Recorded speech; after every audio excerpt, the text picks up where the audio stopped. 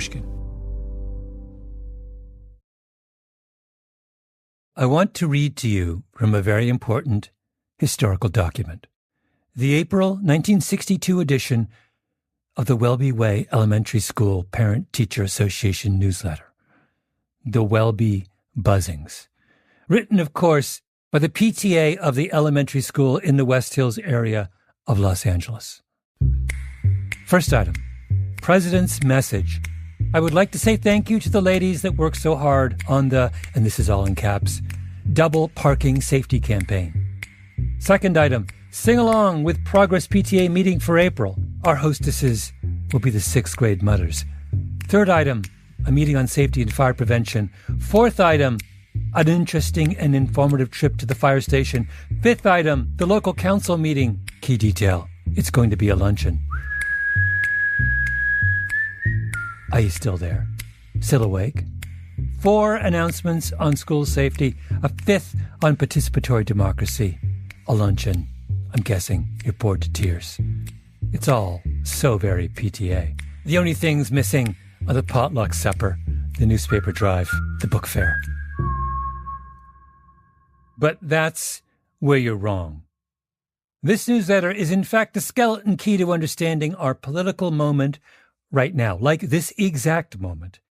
If you're listening to this episode soon after its release, there are 2 things going on in your world: the U.S. presidential election between Donald Trump and Kamala Harris, and more Halloween candy than you know what to do with.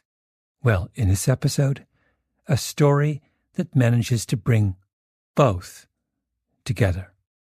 It all really begins with the Welby Way PTA newsletter from April 1962, and specifically with the 6th and final item, the editor's message, which begins, "The power to seek the truth is within all of us, but there are some who abuse this freedom and cloud the answers and the issues so that seeking the truth and knowing it is the truth becomes a harder task than it was ever meant to be." You're listening to Revisionist History, my podcast about things overlooked and misunderstood. I'm Malcolm Gladwell. Here's our question. Why, in this otherwise very dull PTA newsletter, does the mother who wrote it feel the need to write an urgent defense of democracy? She doesn't say. But, as my colleague Ben Nadaf Haffrey discovered, it has to do with a man who, perhaps more than almost anyone else, is responsible for creating the modern style of far-right conspiratorial thinking running rampant today. A man who, right at the time that editor's note was published, held in his hands the fate of the PTA and American public life.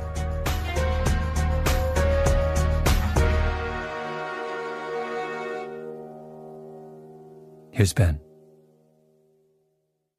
The video is grainy, but you can make out an older man, late 60s, standing in a suit and tie against a black backdrop, clasping his hands on a lectern. Faithful citizens, wherever you may be. He's got big ears, a big nose, and a high forehead, well suited to an indignant raising of the eyebrows. The media coverage of him lately had given him many opportunities to do this. As he speaks, the camera pushes in. It's a recruitment video. It is our deliberate and careful purpose to pull together into one group a body of morally good and truly responsible citizens who are proud of each other and of the society to which they belong. He then proceeds to reassure his viewers that the identities of people in this group are never shared with anyone, not least of all because their enemies abound. The carefully coordinated attacks against us from all points of the ideological compass have reached a crescendo stage since the first of this year, with the surprising but visible result of solidifying the dedication of our members still further and of stimulating their recruiting efforts. This is Robert Welch Jr. Consider the facts. He speaks a little like a dictator. He seems to run some sort of secret society and consider himself public enemy number 1. Who is this titan? Well, naturally, he's a candy tycoon. Robert Welch Jr. was born on a former plantation in North Carolina just before the turn of the 20th century. As a kid, he was precocious and a daydreamer, wanted to be a writer, an intellectual. But he felt that before he could do so, he had to get rich. So one night, as a young man, he had a brainstorm. According to Edward H. Miller, who wrote a biography of Welch called A Conspiratorial Life, Welch stayed up late into the evening, writing and writing to answer a single question. What specific goods in demand would be best for me to start manufacturing without either capital or experience? This is a quote Miller found from an associate of Welch's, recalling this legendary moment. Quote, "As the sky began to show the first streaks of dawn, Robert stared at the notes in front of him. One word remained amid the maze of dark lines scratched across the pages. That word was candy."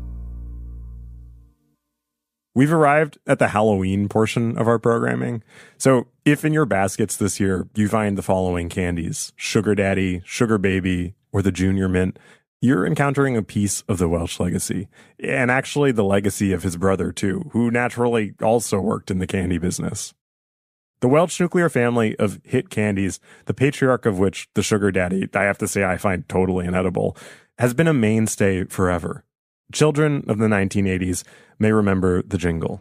Sugar baby, one for all. Sugar Daddy. All for one. Real milk caramel. Sugar Daddy. Welch was part of what I've come to think of as the American sweets aristocracy. I'm talking about a special class of confectioners and bakers who turned out to have a surprising number of ideas about how society ought to be run. In the pantheon, we have Milton Snavely Hershey, whose chocolates were so delectable he was able to put his social ideas to the test, building a utopian town called Hershey, Pennsylvania. Then there's Sylvester Graham, the clergyman who invented the graham cracker to combat youth masturbation, John Harvey Kellogg, the Seventh-day Adventist who invented cornflakes to do the same. The candy makers in particular tended to be extremely paranoid, because there was actually quite a bit of spying in their industry. They had to guard their secrets, their recipes, their fortunes. Some would even blindfold the people who repaired their machines. But I digress. After establishing himself in the candy business and drinking deeply at the trough of its paranoia, Welch set out to elbow his way into the intellectual class, specifically the anti-communist class. Over the years, he wrote a number of articles and books about the rise of communism, including, per his biographer, a novel about an ant society oppressed by a monolithic state, which somehow went unpublished. But it was in 1954 that one of his ideas finally broke through. He was very secretive about these because Welch was always worried about the communists, as he saw it, getting a hold of what he was saying. Historian Matthew Dalek, author of the book Birchers, talking about Welch's penchant for sending secret letters. Because if they exposed him and they damaged, this patriotic movement to destroy communism, it would basically be like killing his movement in the crypt. Now, the letter he sent in 1954 in particular merited sensitivity. It was a roughly 9,000-word attempt to explain why he disliked Dwight Eisenhower so much, the first Republican president in multiple decades. The letter built to the irrefutable conclusion that Dwight Eisenhower was not really a Republican. He was, quote, a dedicated, conscious agent of the communist conspiracy, operating under the direction of his brother, the affable Milton. They're really divorced from, any semblance of the truth. The other thing, though, is that the argument against Eisenhower, I think, fits into the Joe McCarthy argument that clearly the setbacks in the world for the United States in the fight against communism is a result of communists in the government, including Eisenhower, allowing the communists to win. Where the Ant book had failed, the letter succeeded wildly. It ballooned into a book that is over 400 pages long, complete with an extremely tedious footnote section explaining the sourcing for his outlandish claims. As Welch once wrote, explanations are like government. Nobody loves them, but a minimum amount of both is a necessary evil. But anyway, Welch was not content to mail secret letters the rest of his life. He wanted to build a movement. So 4 years after that letter, in October 1958, Welch brought together 11 of his most powerful friends to a secret meeting in Indianapolis. He didn't say what for, but he did tell them each to book their own hotel rooms so people wouldn't see them together. Then he promised them that there was nothing conspiratorial about what they were about to do, which was to gather in a secret location for 2 days and conspire. My undertaking today is to try to tell you all about the background methods and purposes of the John Birch Society. This tape is from a recruitment video he made later on. We don't have a recording of what he said that day in Indianapolis. I mean, it was a secret meeting, but I think it's safe to assume he was on message.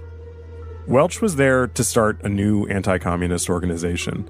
After all, with the communists already in control of the U.S. presidency, the situation was getting a little out of hand.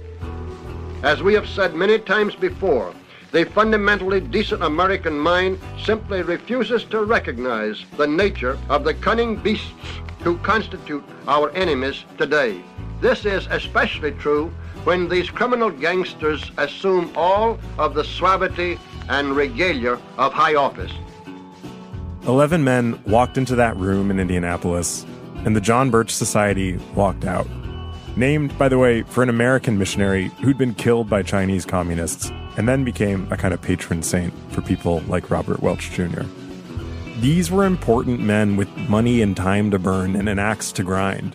They had Eisenhower's former IRS commissioner, presidents of major companies, a former aide to Douglas MacArthur, and Fred Koch, oil man and father to the Koch brothers, was there too.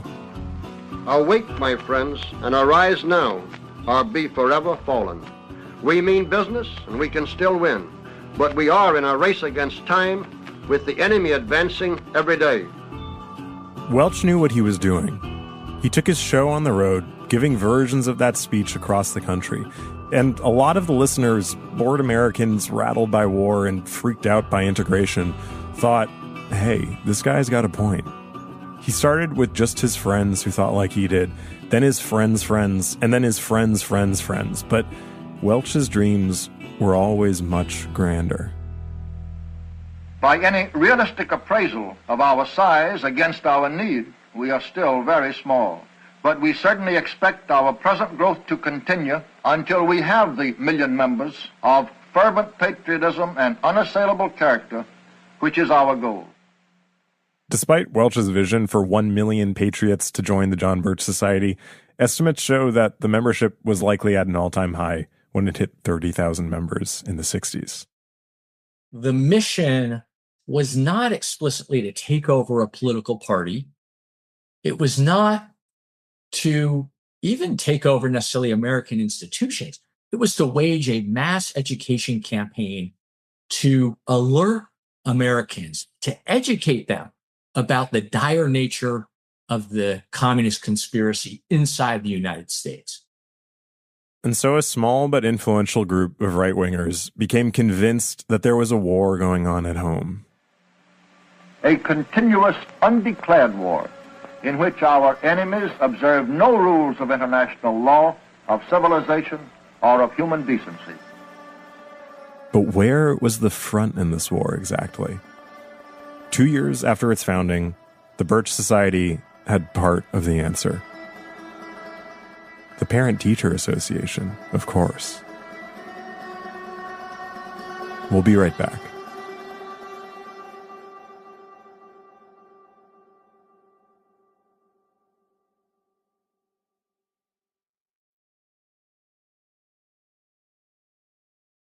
The Bitterroot Valley lies in the southwest of Montana, between the Sapphire and Bitterroot Mountains.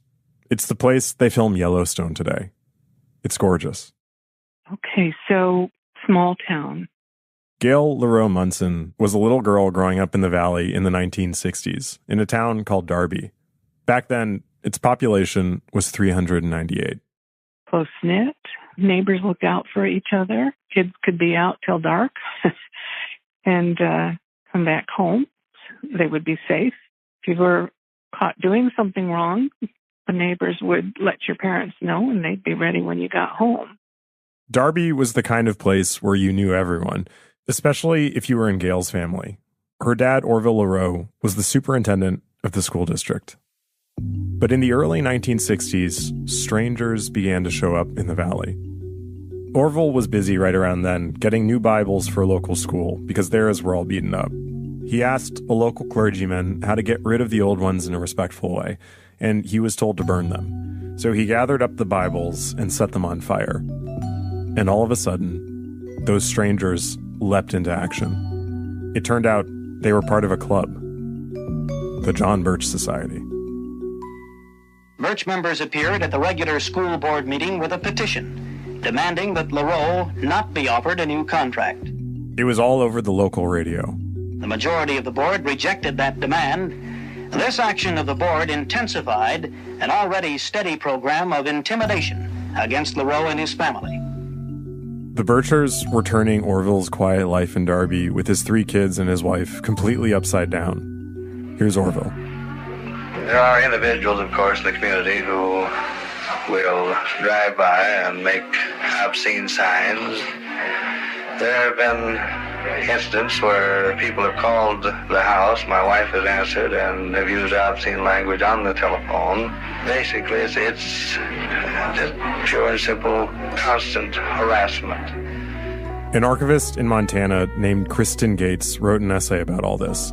She found letters from the principal of the local school who said the Birchers were, quote, using the local PTA as a springboard to infiltrate the schools. Here, I'm telling you about what unfolded for the LaRoes in a tiny town in Montana, but they weren't the only people involved in local PTAs or schools who became targets. This is not the case now, but in the 1960s, according to one study, almost half of all families in America were represented in the PTA. 50%. The PTA became such a well-known part of public life that it was even the subject of a #1 song in the 1960s, Harper Valley PTA. And it was signed by the secretary, Harper Valley PTA. The PTA played a huge role in modernizing American education. Every local PTA was part of the national PTA, which was run out of Washington, and they worked together to petition schools to adapt and modernize, like a miniature version of the federal government. It was actually originally called the Congress of Mothers. Anyways, all this paid dividends. If you've drunk fluoridated water, which you have, gotten vaccinated in schools, gone to a public kindergarten, or just been at a school that received federal funds, you can thank the PTA. Next bake sale, maybe buy a cookie. As the sociologist Robert Putnam writes, the PTA in its day was, quote, one of the most impressive organizational success stories in American history, end quote. And who at that exact moment wanted to pull off another of the most impressive organizational success stories in American history? Dark Willy Wonka, Robert Welch Jr., whose recruiting methods were slightly more apocalyptic. The wise and the brave do not hold back until it is too late. In its newsletter, the John Birch Society told its members to, quote, join your local PTA at the beginning of the school year. Get your conservative friends to do likewise and go to work to take it over. You will run into real battles against determined leftists who have had everything their way, but it is time we went on the offensive to make such groups the instrument of conservative purpose with the same vigor and determination that the liberals have used to the opposite aims. With encouragement from the John Birch Society, extremists of all stripes started showing up to local PTAs across the country, trying to take them over. All kinds of methods were being used. Sarah Heath, a historian at Indiana University, Kokomo. So the Birch Society might pack cars full of people. So if I bring 30 people to a local meeting of a PTA, but basically what they would try to do is, if I can get 30 people to go to this one local meeting, we can try to take over the proceedings of that meeting. Suddenly, amid the conversations about fire safety and participatory democracy, parents had to consider things like whether skipping the Pledge of Allegiance at the start of a meeting made you a Stalin-level communist or an Eisenhower-level one. Such considerations, it turned out, demand quite a bit of everyone's time. Because what they wanted to do was first get some people to get so tired that they would just say, I've got to go home, right? PTA meetings are usually in the early evening. So some people would leave, then they call the vote, and then they have a majority. The Birchers wanted to use the PTAs to reach school boards so they could change the textbooks and root out all the commie and sex education stuff. But a lot of what they did was actual harassment. You know, there are examples of people throwing trash on the lawns of PTA members or threatening people by the phone, calling them at all hours of the night, you know, just to keep them awake. The PTA fought back in classic PTA form, with pamphlets and lists of meeting best practices. But this was a little like bringing knives to a gunfight. At this point, there'd even been a report of a bombing at a restaurant where a PTA meeting was going to be held. This is what happens when you talk about national politics like Robert Welch Jr., like you're in a shadowy war. A continuous, undeclared war in which our enemies observe no rules of international law, of civilization, or of human decency. The PTA kept pushing back in their own way against the Birchers. There's even a quote from the PTA president in the Congressional Record, saying, "These extremists are not really after the PTA, but are attempting to gain control of it to get at their real objective, the educational system."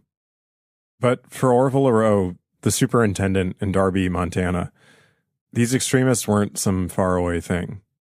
They were at his doorstep. When I walked home in the evenings, at times I've had a car follow me. Ordinarily, they apparently are cowards because when I have stopped and gone over to take their license number, they'll zoom out of the picture. But the aggression wasn't just limited to Orville. Orville's eldest son was a fifth grader in the local school. One day there was a basketball game. He was sitting in the stands watching. He was not an unpopular kid, but midway through the game, a couple of classmates walked up to him. They pulled him out of his seat, and they began to beat him mercilessly. This is Gail again, his sister. And when they were beating him up, he was at a basketball game in the gym, and other kids were cheering it on. The kids weren't Birchers. All they knew, he was Orville the Bible burner's son. Then he's come into the house and asked us why they are calling him names. He says, I didn't do anything. And of course, it's rather hard to explain for a youngster of that age. He came home bloodied. We were all confused. Why, what did I do? Why did this happen? The tipping point came when Orville LaRoe was driving his whole family along one of the roads around Darby. Suddenly, another car appeared and tried to run them off the road. They all could have died, and that was the last straw. After years of harassment, he decided it was time to leave Darby. He sacrificed for the family, and I know that was a really difficult thing to not stay and fight because my dad has so much integrity and he was a tough guy. And if he hadn't had a family, I firmly believe, my brothers and I believe, he would have stayed and he would have fought this situation. The people of Darby had a picnic for the LaRoes before they packed up and left. Montana had been Orville's home since he was a kid, the place he'd loved to fish and hunt, taught school, and raised a family.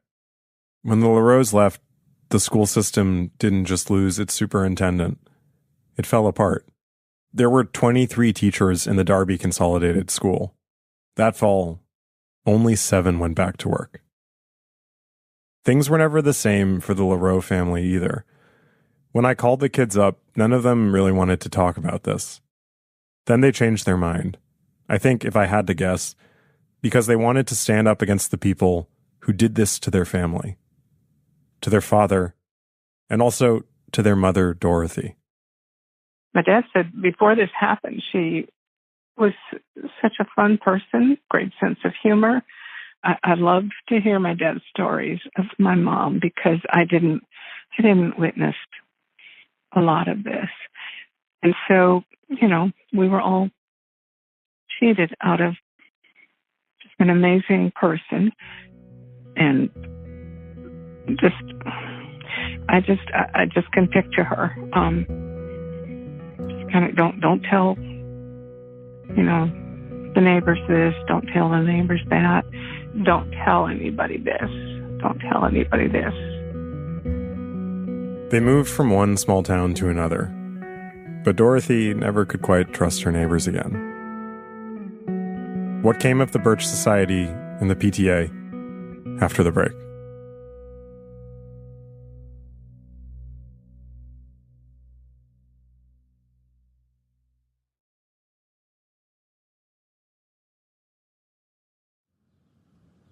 A little while ago, I stopped by a house in Los Angeles. It was shaded by a sycamore tree, and there was a Route 66 sign leaning in the front windowsill, facing the quiet street. I was there to talk to a woman named Marva Felchlin. Marva grew up in California and was a student at Welby Way Elementary School. She was a baby boomer in the classical sense. A house in a safe and lovely subdivision, a dad in the defense industry, and a mom in the PTA that, yes, Birchers had tried to take over. Her mom's name was Zelda, and she never got over what happened. It's a big thing that happened in our lives. Why do you think the story mattered to your mother so much? Because I think, the PTA and her activities in the PTA probably represented, as with other women in there, a lot of what they believed in. And here they're being accused of being liars and dishonest and un-American. Most of those people were probably children of immigrants. I mean, that's a serious accusation anytime, but in those days. Zelda had always wanted to be a writer. She once submitted a script to the Twilight Zone, but the place she really wrote was her Parent-Teacher Association newsletter. It's the one we read from at the beginning of this episode. The April 1962 edition of the Welby Way Elementary School PTA newsletter, The Welby Buzzings, with the curious editor's note. Zelda wrote that. When Birchers across the country were trying to take down the PTA, she took to her newsletter to fight back. I'm not surprised that my mother pushed back in any way, because I think she's kind of that kind of personality, that she didn't stand for a lot of crap, Marva has held on to the original copy of that newsletter for years. I asked her to read me the editor's message. Okay. The power to seek the truth is within all of us. The way in which we seek it is privilege and right of all of us. We are fortunate enough to live under a system of government that secures and protects that right. But there are some who abuse this freedom and cloud the answers and the issues, so that seeking the truth and knowing it is the truth becomes a harder task than it was ever meant to be. I say this: give me the right to seek the truth, but justly and rationally and kindly. Give me the wisdom to understand and recognize the truth simply, without unseen or unknown factors behind it. Give me the wisdom to use the truth properly, openly, knowingly, and in its entirety, without bending or twisting said truth to fit my own purposes. Give me the graciousness to accept the truth, although it may disagree with or disapprove my own personal opinions and beliefs. And last, give me the wisdom and right to seek the truth, in whatever manner I so choose, so long as I, in the manner I have chosen, do not belittle or deface the object of my search. So long as I can honestly say to myself, it is the truth alone that I am seeking. Zelda Lassoff, editor.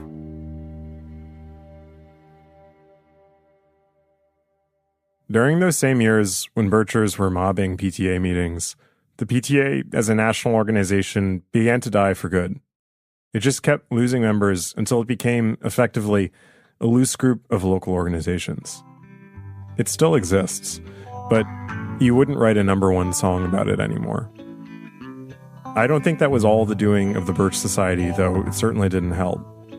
The rise of the Birchers and the fall of the PTA were both part of the backlash to Brown versus Board of Education, a response to integration and civil rights. The Birch Society went into decline then too. It had become radioactive, mocked to death in the press, repudiated by even William F. Buckley, turned on by mainstream Republicans, torn by its own infighting, investigated by the Anti-Defamation League and the FBI. But it never vanished. Robert Welch Jr. was involved with the Birch Society almost until his death in 1985 under the presidency of Ronald Reagan, who, true to form, Welch once called a communist lackey. His society lives on in diminished form. These days, they're a lot less notable. They're just one in a sea of right-wing groups. But why did people like Welch hate the Parent-Teacher Association so much? It seems to me like the Birch Society and the PTA were locked in a kind of death match between two visions of American civil society. The PTA was the vision of the American Vital Center, progressive, orderly, incremental, and evidence-based. Its model was the U.S. federal system, local and national, working patiently together.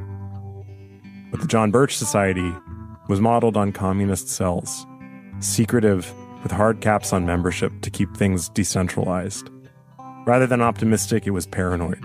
Rather than incremental, they called for a kind of revolution. The PTA was about trusting your neighbors to share your interests too.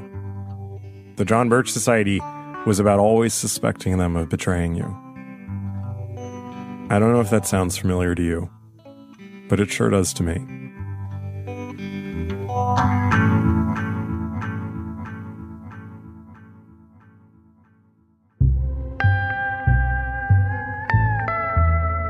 Revisionist History is produced by me, Ben Nadif-Haffrey, and Lucy Sullivan with Nina Bird-Lawrence. Our editor is Karen Shakurji. Fact-checking on this episode by Sam Russick. Original scoring by Luis Guerra. Mastering by Jake Gorski. Our executive producer is Jacob Smith. Special thanks to Sarah Nix, the State Historical Society of North Dakota, the University of Montana, and the UCLA Library Special Collections. I'm Ben Nadif-Haffrey.